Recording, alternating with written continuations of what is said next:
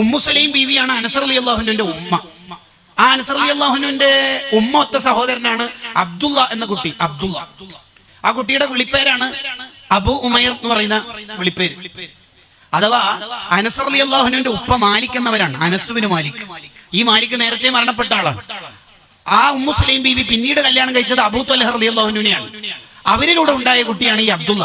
ഈ കുട്ടിക്കാണ് മബ്റൂഖ് എന്നറിയപ്പെടുന്ന ഒരു കുട്ടി, ബർക്കത്താക്കപ്പെട്ട കുട്ടി. ഇങ്ങനെ ചരിത്രത്തിൽ 10 കുട്ടികളുണ്ട് ബർക്കത്താക്കപ്പെട്ട കുട്ടികൾ എന്നറിയപ്പെടുന്നത്. ഈ കുട്ടിക്ക് അങ്ങനെ പേര് വരാനുള്ള കാരണം ഉമ്മു സുലൈം ബീവിയുടെ കുട്ടിക്ക് പനി ബാധിച്ചപ്പോൾ അബൂ ത്വൽഹ റളിയല്ലാഹു അൻഹു അന്ന് വീട്ടിൽ നിന്നൊക്കെ ഇറങ്ങി തന്റെ ആവശ്യങ്ങളൊക്കെ കഴിഞ്ഞ വൈകുന്നേരം തിരിച്ചു വരുമ്പോ മോനിക്ക് എങ്ങനെ ഉണ്ടെന്ന് ചോദിച്ചു.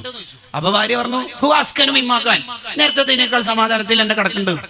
അപ്പോ ഭർത്താവ് വിചാരിച്ചത് പനിയൊക്കെ സുഖമായിട്ടുണ്ട് എന്നാണ്. ഭാര്യ ഉദ്ദേശിച്ചത് നേരത്തെ പനിയാകുമ്പോ കയ്യും കാലും വറക്കെങ്കിലും ചെയ്യും, മരിച്ചാ പിന്നെ അവൻ വറക്കൂലല്ലോ.